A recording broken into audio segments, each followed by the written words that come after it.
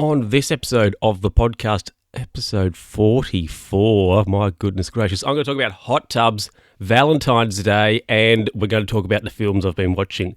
What an exciting new segment that is. I mean, like, is it? It's happened once already, so, yeah, whatever. Anyway, let's get into it.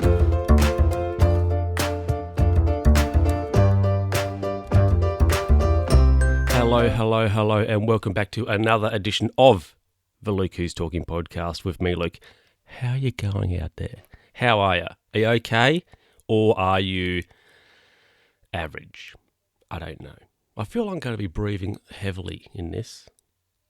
Anyway, why did I say? I don't know why I said that. Anyway, hey, let's get into the first story of the first whatever I've got for you. So the other week, a sibling of mine, it was their birthday. So they're actually house sitting a place at the moment. So this particular place they're house sitting, there is a hot tub there. And I was talking to my brother about it, and he's like, "Oh yeah, it's a homemade job." And I'm like, "Okay." And he goes, "It's a water tank, cut in half." I'm like, "Oh, okay. Interesting." Anywho, so my sibling, my sister, she's having a bit of a barbecue and whatever for her birthday, and she mentioned, we've got a huge hot tub. Bring your togs and slip in. So I thought, oh, rightio, could be interesting. So I took my boardies. Now, with my brother saying, oh, yeah, it was a homemade job, I was not sure at all what to expect. Like, it's going to be like pretty much a tank cut in half, sitting in the garden, right? Anyway, turned up. It wasn't that at all. It was. I tell you what, geez, it was well done. It was very professionally done. This homemade hot tub ensemble. I was, I was very unsure what to sort of expect, but it was very good. And the person whose house my sister's house sitting, I would for sure get this person around to my residence and be like, build me a hot tub like what you've got at your place, because it was pretty well done. So it was a water tank of one of the plastic ones, cut in half. It was pretty deep as well, I would say, standing at how I'm about, I'm not quite 6 foot. I'm about 5'8" or 9. Whatever 177 centimetres is in feet for you people who work on feet when it comes to height. It was about to my waist standing in it, and then when I got onto my knees, the water was just about my neck. It was about neck height for me when I was on my knees. So it was pretty deep. One thing I wish it actually had was like a bit of a seat or something inside it so you could sit down in it. Anyway, it was very well done, and it was wood fire heated. So there was a wood fire that you fuel up, and then witchcraft happens through various pipes, and that heats and warms the water. So I think my sister had the fire going for like a day or so before. Anyway, as a result, the water was very, it was quite hot. When I got in, it was quite hot, and like I didn't get in straight away when I got there. It was a while. We got in it like later in the evening, and it had gotten dark and whatnot. So it was very hot in this. It was absolutely a hot tub, and it was sort of got to the point where you'd get in, and I was standing in the water. So the water was about my waist height, as a bit of an estimate of the height. And anyway, so my top half of my magnificent rig, of course, was not in the water. However, because the water was that hot and it was creating a bit of steam, whatever else, I was actually sweaty. I was sweating because it was that hot. But it was a really well done homemade hot tub. When my brother's like, "Oh yeah, it's homemade. It's a water tank cut in half, and it's wood fired." I was like, "What is this? Is it going to be it's going to be like awful." But it was pretty well done. It didn't have like jets or anything like that, but no, it was really good. It was sort of like, it was like a pool except hot. It was a hot pool. Well, I suppose that's what a hot tub is, isn't it? Anyway, but it was really good, and it was really hot as well, and it made me sweaty. Welcome back. So last last Friday, I think it was. Last Friday, it was Valentine's Day. Now, Valentine's Day, if you want to subscribe to Valentine's Day, that's great. I'm sure if I had a partner, I would hop on the Val train. However, I had a thought about Valentine's Day, spurred on by, everybody getting stuff and it being, on the interwebs. And it made me think, is Valentine's Day, is it a day that's been cooked up, cooked up, implemented for people who are lousy boyfriends, partners, wives, whatever. Oh, just lousy partners.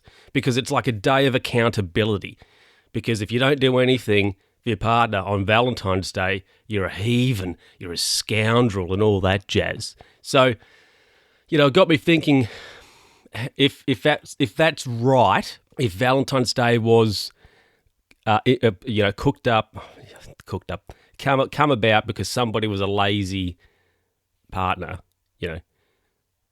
was Valarie. Was Valarie disappointed with, I don't know, Valarie could have been disappointed with Adam because so you got Adam and Eve, Valarie came along, right? Adam left Eve for Valarie, but Valerie's not as good as Eve. However, Valarie wasn't happy with Adam because he was being a bit of a lousy boyfriend, bit of a lousy partner. So Valarie thought, hey, I'm going to come up with Valentine's Day. So I'll say to Adam, hey, Valentine's Day is coming up. What are you going to get me? And he'll be like, oh, I've got to do something on Valentine's Day because it's like a special day. I think if you're a good partner, you shouldn't need sort of a day like Valentine's Day for you to do something nice for your significant other. Because I feel it is sometimes like it feels a little bit like a day of accountability. It's like that and a birthdays and Christmas. They're sort of like the 3 days of accountability. If you don't do something for your partner, you're a bit of a lousy partner. Or, they're the 3 days that people probably always do something nice for their partner, but you should do things every day or every week or whatever. Don't have the mentality, oh my God, Valentine's Day is coming up, I've got to do something. You should be like, oh my God, it's Wednesday tomorrow. Actually, it's not, it's Saturday tomorrow. Heck, I should take Valarie out and, take Val out for what's Valarie like? A gin and tonic, right? Take Valarie out for a gin and tonic and some oysters down at Geronimo's, okay? There's a little bit of something there for the locals. Yeah, but do you get what I'm? Do you get what I'm saying? And I noticed somebody. This is a hot take and a half. Or is it? I don't know. But anyway, I noticed somebody on the internet they got some roses, classic, and they got I think there's like a little note too with them from their significant other. And this little note, I thought, I didn't read it, but I sort of saw it on Facebook because I was scrolling through, and it was typed out. And I thought to myself, I personally probably would have handwritten that because it just adds a little bit more personality, a little bit more, a little bit more something to it. Yeah, I did think that. You shouldn't need, it's like, you shouldn't need these days of accountability almost to do something nice for your partner, to do something nice for your husband, for your wife, for your boyfriend, for your girlfriend, for your kid. I mean, you're not going to do anything, I suppose. You can be like, oh, it's Valentine's Day. Hey, little newsy, do you want to go down to, the park? Oh, well, I suppose that could happen, but I guess, you shouldn't need, like, say, these days, Christmas, birthdays, Valentine's Day, Father's Day, Mother's Day. They're sort of like, they're almost like days of accountability. You shouldn't need these days of accountability. You should do nice things, loving things all the time. That's how Bandrew keeps Cheryl. It's obvious because he's a smooth operator. He's a Casanova. He's a whatever.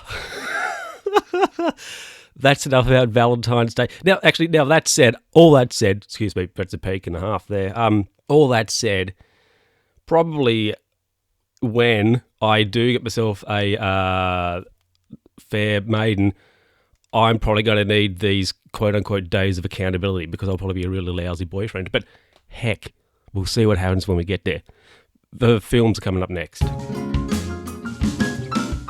Welcome back, everybody. Now, as some of you may know, I've got a goal this year to watch 100 films, and I've done, I don't know how many I've done, 10, 12, something like that. Anyway, so last time I talked about I think it was the 6 films I'd watched up to that point. Not last time, the one before. Anyway, whenever I review them. Whatever, I'm going to talk about the couple of films I've watched in recent times. So, since you last heard me talk about these, I've watched A Beautiful Mind. I actually can't remember. The films sort of escaped my brain a little bit, but Russell Crowe does a great job. Actually, everybody in the film it's a really good, solid movie. And it's a real roller coaster as well, because you're like, oh, the guy from A Knight's Tale, he's real. Like, no plot twist, he's actually not a person. So you're like, oh. Anyway, A Beautiful Mind, Ron Howard film, good, solid movie. I gave it 3.5. That's most definitely worth a watch. And then I got into James Bond. You Only Live Twice. Now, I think this is the 5th Bond film. 1967, this has got some problems because it's sort of the Japanese Bond film, could I say, and there is some Japanese stereotypes. 100% the worst thing in the movie is when they're like, oh, Bond, we're going to make you Japanese.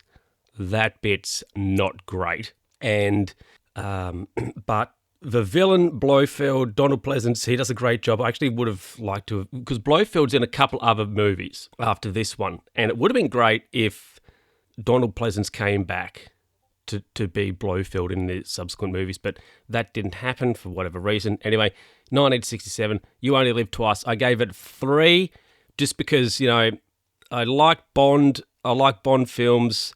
It had the Bond stuff. It had some good action and that sort of stuff, so I gave it 3 stars.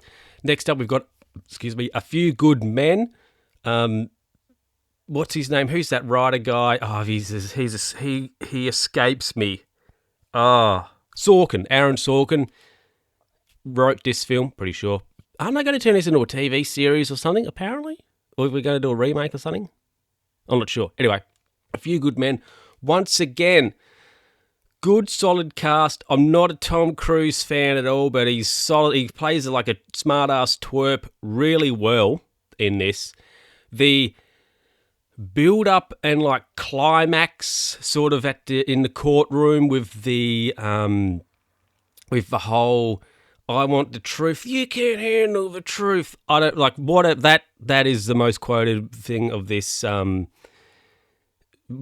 probably one of the most quoted movie lines ever. But after that, what happens after that, the escalation, what comes after that point actually matters.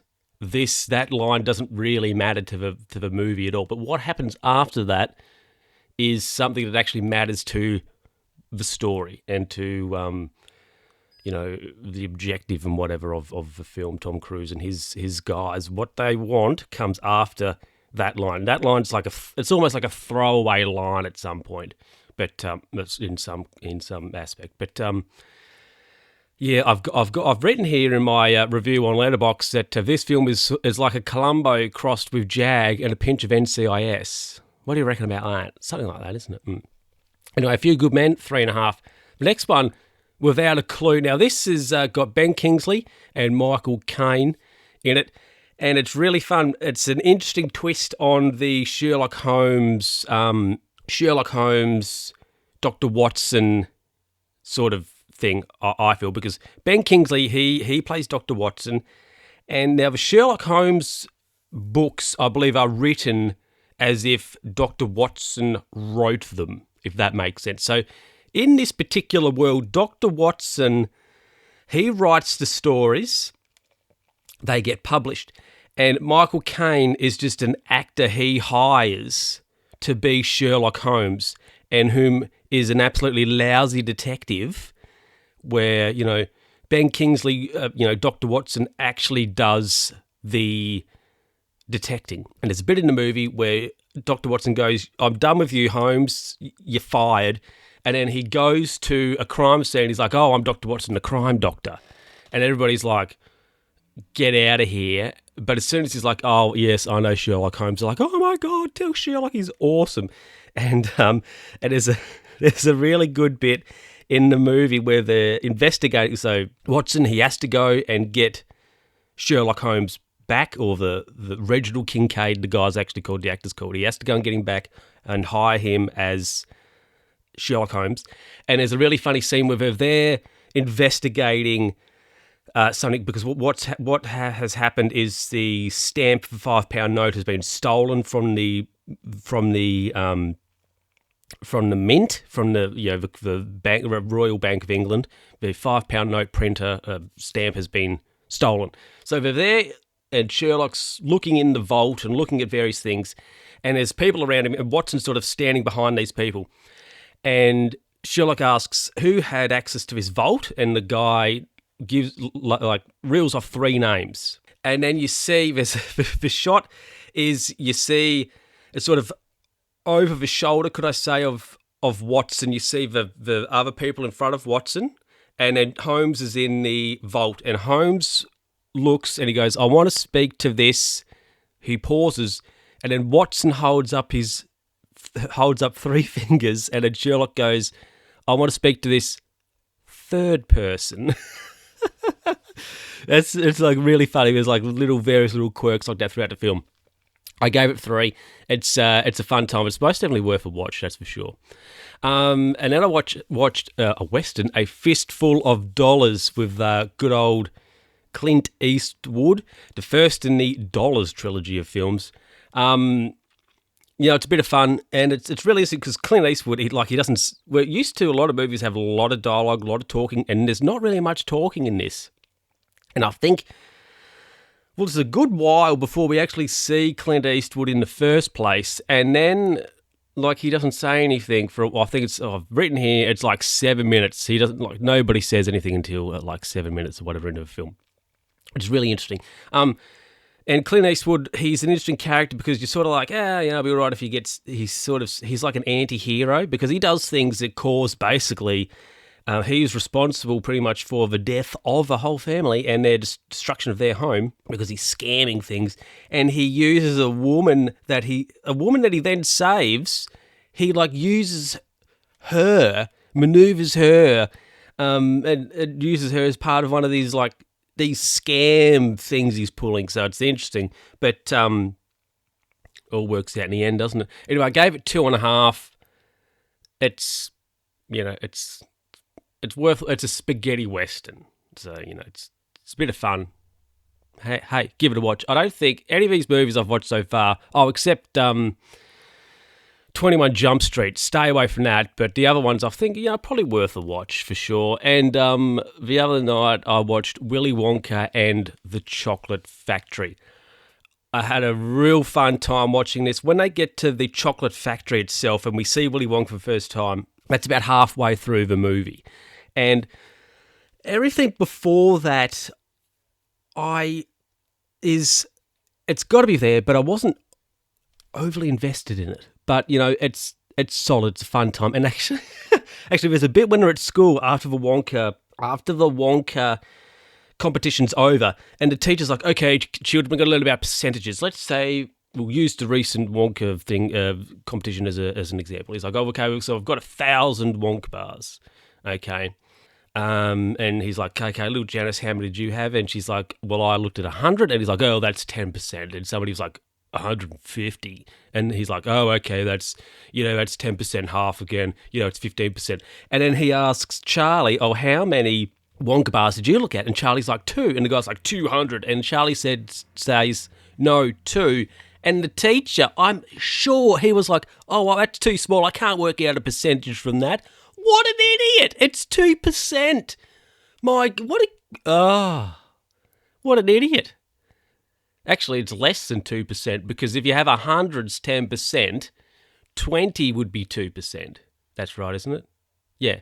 So it would be like, what, 0.2. is that right? Is that maths? Anyway, the guy's like, oh, I can't figure that out. Like, oh, righto. What a clown. Seriously.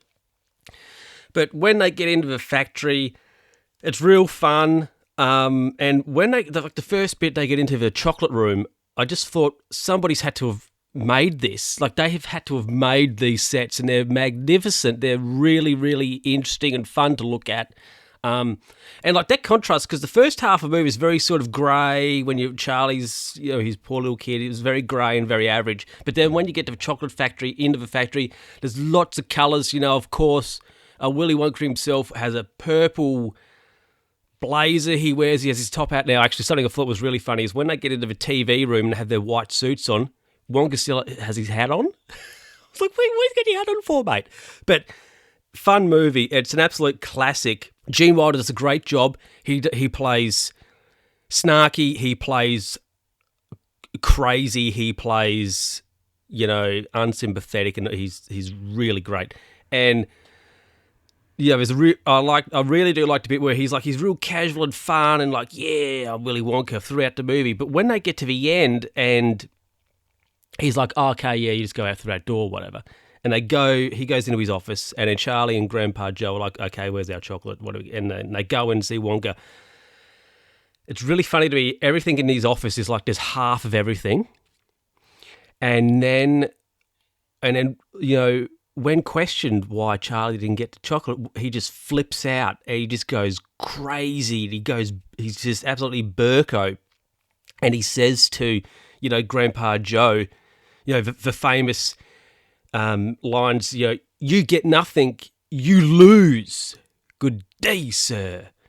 And then I also found it really funny. He goes to his file, like his safe, which is half a safe, and he opens the door to get out this copy of this contract they signed before they went in. It's like, you didn't have to open it, you just put your hand inside of it. It's like it's got no side on it. But yeah, Willy Wonka and the Chocolate Factory, 4.5. I went there. I went hard. I'm like, had a fun time. 4.5 stars. Do I regret giving it 4.5 stars? A little bit, but whatever. I mean, it's a fun time. We'll be back after this to wrap things up. Wow, this is a long pod. Well, that is it for this episode of the podcast, everybody. I'm not going to use the title. It's a long pod for this podcast. I guarantee it. You know what I might use? You lose, good day, sir, as the title. I don't know. Anyway, I'll catch you next time, and I won't be talking about movies next time, so it will be of regular length, the episode of the pod. Anyway, I'll catch you then. Bye.